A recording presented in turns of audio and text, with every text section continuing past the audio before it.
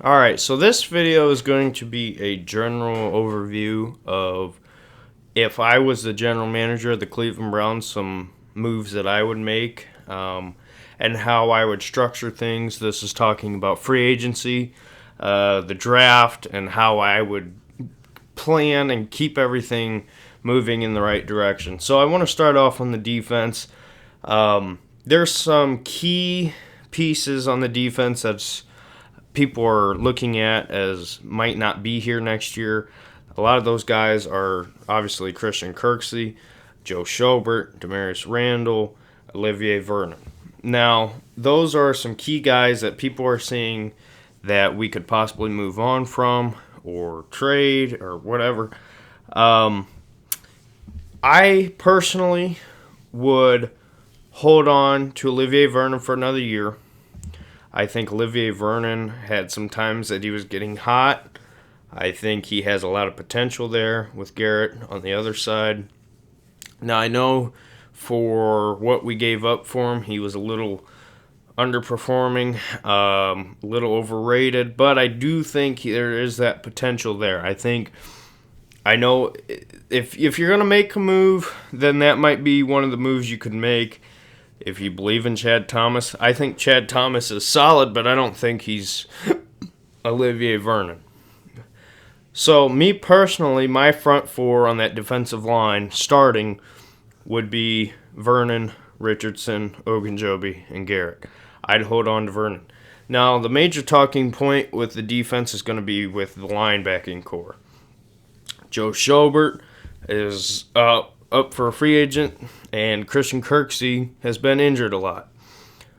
I would find a way to re-sign Schobert. I think this is a guy who you've seen, especially last year, step up, play a big role, be a key player, if not the biggest key player on the defense, especially when guys like Myles Garrett were out. When Ogunjobi was out, when Garrett was out, who was stepping up making plays? It was Joe Schobert. I would find a way to sign Joe Schobert. Now, as far as a deal, you could give it a 3 to 4 year deal. I don't think it has to be a huge deal. So I'd find a way to sign Joe Schobert. Mack Wilson is a guy who I truly believe in. I think Mack Wilson is a younger, similar version of a Christian Kirksey. I think there's a lot of similarities there. So this conversation with Christian Kirksey, people are wondering, similar to Vernon, is it worth holding on to? Is it worth that risk of that injury history? To me, Christian Kirksey, when he's healthy, when he's starting, when he's playing, is one of the best linebackers in the league. People forget how good he is. People forget that he's been a key part of this Browns team for years.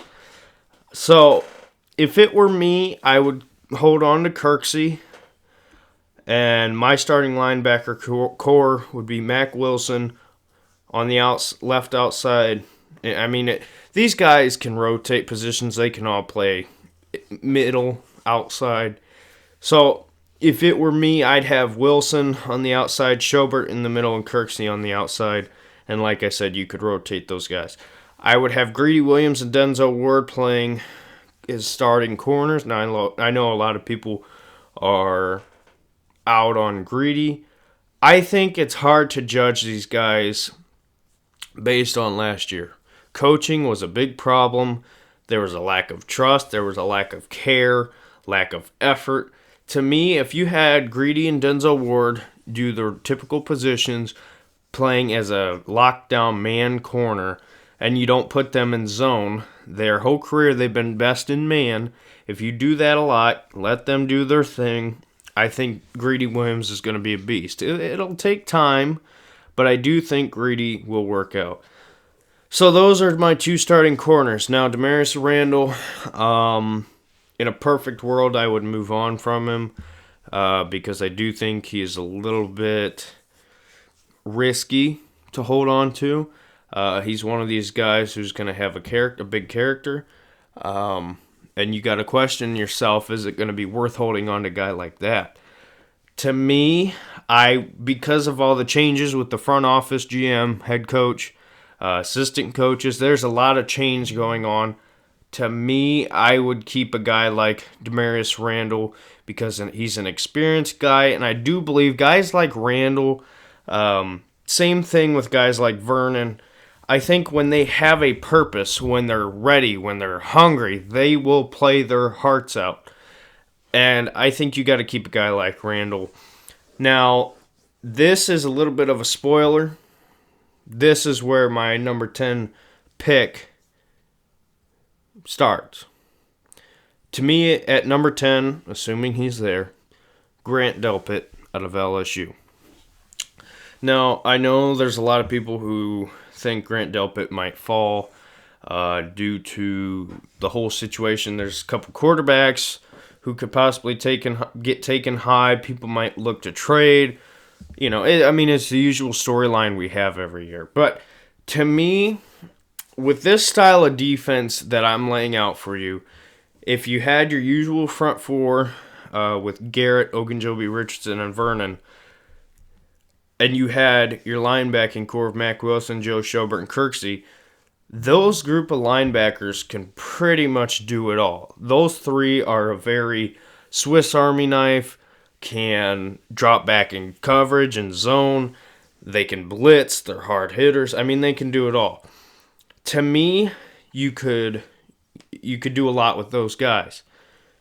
If you draft a guy like Grant Delpit, he's another safety tool. He's great in coverage. He's great, batting balls away.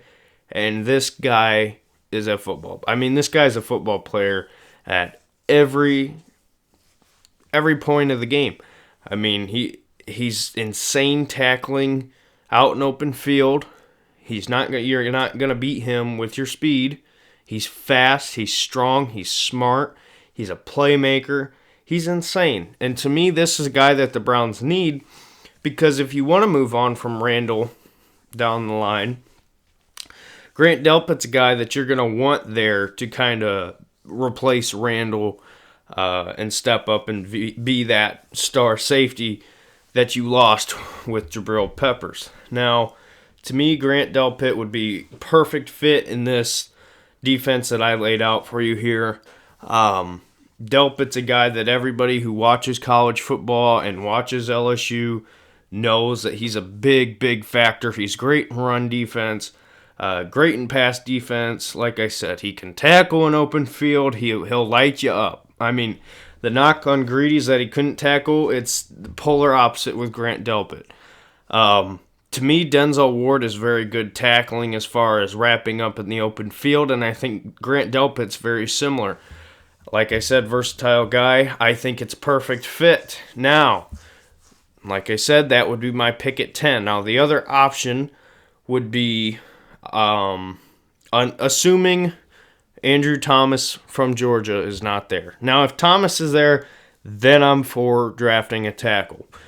If Andrew Thomas is not there, to me, there's two options. I don't believe in Tristan Wirfs, whatever, from Iowa. I think he's very good tackle. I think he's got a lot of potential. But as far as come in, start day one, make an impact, I don't think he's the guy, okay? To me, there's two options at the 10th pick. You have Grant Delpit and Isaiah Simmons from Clemson. Now, if you're going to draft Isaiah Simmons, it might be worth it to move on from a guy like Christian Kirksey. Isaiah Simmons, similar to Delpit, is a guy who can fly all over the field. He's fantastic in coverage. Same thing with Delpit, can do it all. Delpit's just more of a killer in the backfield, whereas Isaiah Simmons, I don't want to say he can't do as much, but I think for what the Browns need, I think there's fine at linebacker as far as setting up for next year in the future. I don't think linebacker's a huge focus. Like I said, unless you're wanting to move on from Schobert, Kirksey, guys like that. But to me, if it came down to Simmons and Delpit, I'm drafting Delpit because of need and because of his versatility. Now, you can make the same arguments with Isaiah Simmons. I get that. Some people have their, preference. To me, I draft Grant Delpit. I've liked this guy the whole season. even going back to last year. The only other option at safety that I would like would be Xavier McKinley out of Alabama. He's a guy who I could see. I don't see him stepping up playing day one necessarily, but I could see him down the line becoming a very, very good to elite safety. And of course, out of Ohio State, Fuller. He's a guy. Now I know I get accused of being an Ohio State homer, and I am. I don't care what you think. I like Fuller. I think he's a solid option if you don't want to go safety first round. If he's there second or third round, who knows? But to me, I'd draft Grant Delpit. Now, this leads to the offensive line. We need 2 new tackles. I think we can get away, and I'm talking we meaning, like I said, this is if I'm building the team. I think we can get away with Wyatt Teller at right guard. Now, I know there's a lot of people who said, Teller isn't it. Teller isn't the option. Listen, this organization is going through a lot of change. The one thing that you don't want to change a lot of would be the roster, unless it's absolutely necessary.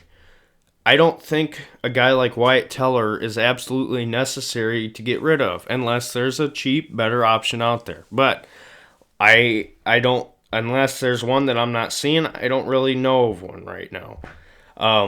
So to address the offensive line, like I said, unless Andrew Thomas is there, I wouldn't address the offensive line with the 10th pick. Now, in the second round, would a guy like Alex Leatherwood be there? Who knows? You know, I mean, everything plays out differently. Last year, I thought we had no chance at getting Greedy Williams. I was wrong, and I'm happy that I was wrong. Now, as far as free agency, guy to replace the right tackle, we could get Brian Bulaga. He was a right tackle for the Green Bay Packers. He's been in the league since 2010. He's 30. He's a very good standout right tackle. He's not necessarily, if you think of a left or a right tackle, he's not necessarily the first thing that pops into your head, but you can look at this guy and know that he's going to do a good job for you on that offensive line. He's built and he's perfect to be an offensive lineman, especially like a guy who Baker would need. Bulaga has been under Rodgers. Rodgers is a little bit similar to Baker from standpoint if he can move around. This would fit well with this offense. I think this is a must get for right tackle for going into next season. He'd bring veteran experience, and I do think that if we're going to move towards bringing in a lot of veteran guys, you really need to get a lot of veteran experience on that offensive line, and then later on in the draft some prospect linemen so they could learn. Now, as far as left tackle, I don't know if the Colts are going to re-sign this guy. I haven't heard yet. He's the highest graded lineman as far as a free agent. Left tackle Anthony Castonzo, I'm probably saying that wrong. Left tackle on the Colts. He's a guy who gets vastly overlooked because he's not necessarily the hot name, but he's a solid piece. He's 31 years old. He's not too. I don't think these guys would be super expensive. Now they're gonna cost a pretty penny, but I mean, who knows? I think it's important that you address. To me, like I said, if I'm building the team, I'm drafting Grant Delpit or Isaiah Simmons at 10. Like I said, assuming Thomas isn't there. And then in the second and third rounds, remember you have 2 picks in the third round. I think just 1 in the second. I would go address the line in the second and third rounds. This offensive line class is very deep. It's very versatile. There's a lot of solid pieces available in this draft as far as offensive linemen. The Browns need offensive linemen. Now, you could also go linebacker. You could go D tackle as far as prospects. But if it were me, I would sign, if you can, Blaga for sure would be number one on my list to sign. And I'd look at a guy like Costanzo because, like I said, it's a veteran guy who you could trust. Craig Robinson was terrible. Anything would be better. And right now, I think veteran experience on a young team on a dependent position like offensive line is needed. I think we can. I'm fine with Bitonio. I'm fine with Treader. I'm fine with Teller for now. Next year, maybe that's a position that we're going to be looking at as far as right guard.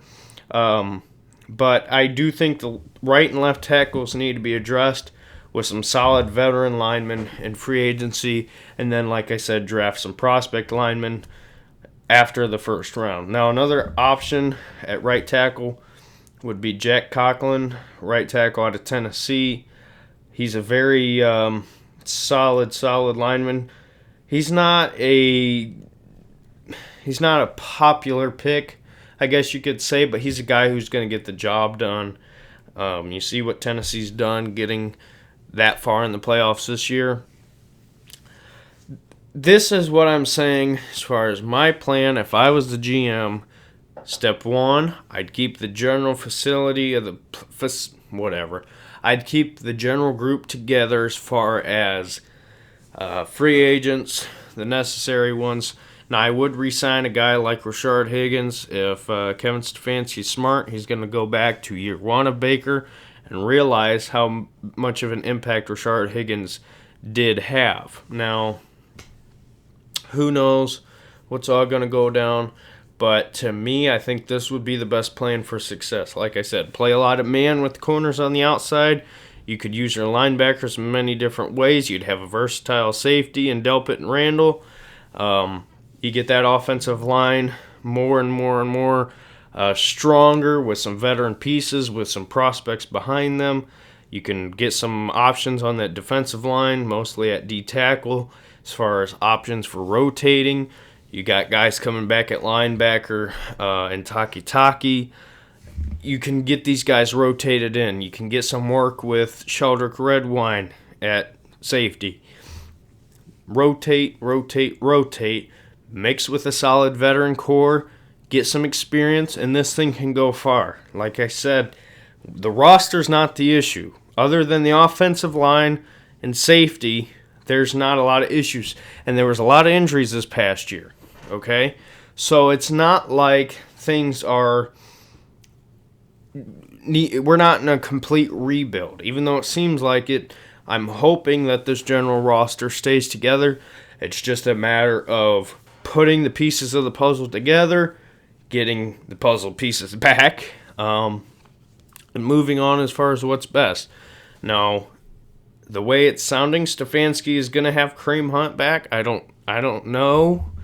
There's going to be a lot of work to be done, and I mean this video could become irrelevant within the next few months, but this is how I would attack the offseason. So, ultimately, it's up to Stefanski and what he's going to want to do, but to me, this is how I would do it. So, thanks for watching this video. Let me know your thoughts. So, yeah, we'll see you in the next video. Bye.